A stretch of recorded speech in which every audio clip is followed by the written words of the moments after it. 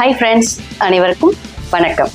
இன்று பிறந்தநாள் கொண்டாடும் மற்றும் திருமண நாள் கொண்டாடும் அனைவருக்கும் குருலட்சுமி சேனல் சார்பாக வாழ்த்துக்கள்ங்க.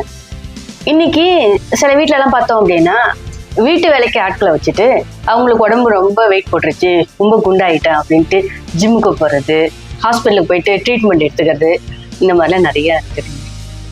இது இப்போ ஒரு வீடியோவில் பார்த்தேன். டக்குன்னு ஒரு கதை தான் ஞாபகம் வந்துச்சு. சரி, அந்த கதையை உங்கள்கிட்ட சொல்லலாமே அப்படின்ட்டு வந்துட்டேன். கதைக்குள்ள போகலாங்களா? ஒரு ஊர்ல ஒருத்தர் இருந்தாரா.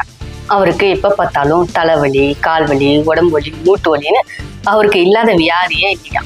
அவரும் எல்லா ஊருக்கும் போயிட்டு நிறைய டாக்டர்ஸ் எல்லாம் பார்த்திருக்காரு. எந்த ஒரு மருந்தும் அவருக்கு குணமாகவே.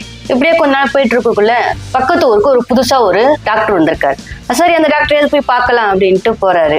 போயிட்டு அவர்கிட்ட விவரத்தெல்லாம் சொல்றாரு. எனக்கு அடிக்கடி கைவலி, கால்வலி, தலைவலி, மூட்டுவலிலாம் வருது. நிறைய டாக்டருங்கெல்லாம் பார்த்துட்டேன், ஆனா எனக்கு குணமாகவே இல்லை அப்படின்றாரு. சரி, இந்த டாக்டர் அந்த மனிதரை செக் பண்ணிட்டு ஒரு மருந்து கொடுக்குறாரு. ஒரு டப்பா ஃபுல்லா மருந்து. அந்த மருந்து கொடுக்கக்குள்ள அவருக்கு ஒரு கண்டிஷன் வேற சொல்றாரு.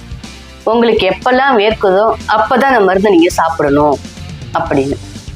இவர் வாங்கி எடுத்துட்டு போயிடுறாரு. 2 நாள் ஆகுது, 3 நாள் ஆகுது, அவருக்கு வேர்க்கவே இல்லை. சாப்பிட்டு உட்காந்தே தான் இருக்காரு. ஒருவேளை இது குளிர்காலமா இருக்குமோ, அதனாலதான் நமக்கு வேர்க்காம இருக்கு அப்படின்ட்டு நிறைய பெட்ஷீட்லாம் எடுத்து போத்திக்கிட்டு உட்கார்ந்துருக்காரு. அப்பயும் அவருக்கு வேர்க்கல.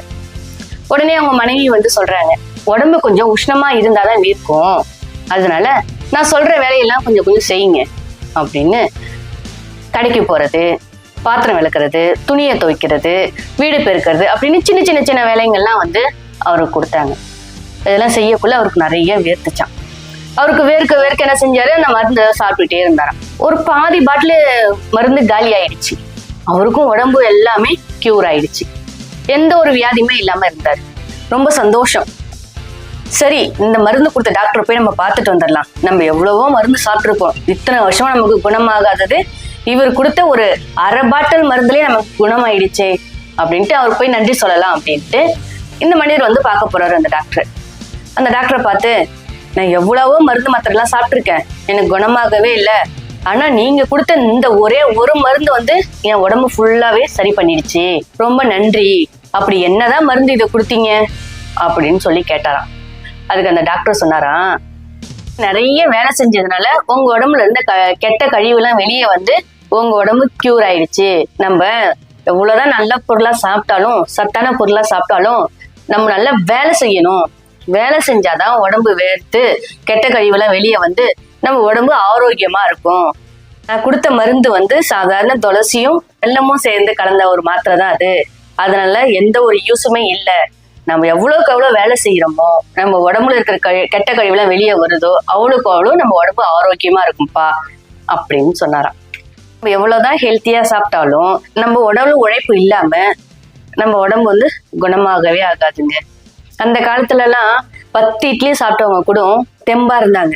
ஏன்னா வேலை செய்வாங்க. நிறைய காட்டு வேலைக்கு போறது, வயல்வெளிக்கு போறது, இதெல்லாம் நிறைய வேலை செஞ்சு அந்த சாப்பாடுல அவங்களுக்கு சீக்கிரமா ஜீரணமாயிடும். ஆனா இப்ப இருக்கிற காலத்துல ஒரு 2 இட்லி சாப்பிட்டாலே செரிக்கிறதுக்கு ரொம்ப நேரம் ஆகுதுங்க. இந்த கதை உங்களுக்கு பிடிச்சிருக்கும்னு நினைக்கிறேன். பிடிச்சிருந்துச்சுன்னா லைக் பண்ணுங்க, ஷேர் பண்ணுங்க. மறக்காம குருலட்சுமி சேனலை சப்ஸ்கிரைப் பண்ணுங்க. சப்ஸ்கிரைப் பண்ண அனைவருக்கும் மனமார்ந்த நன்றி. நாளைக்கு வேறொரு கதையோட சந்திப்போம். தேங்க்யூ. பாய்.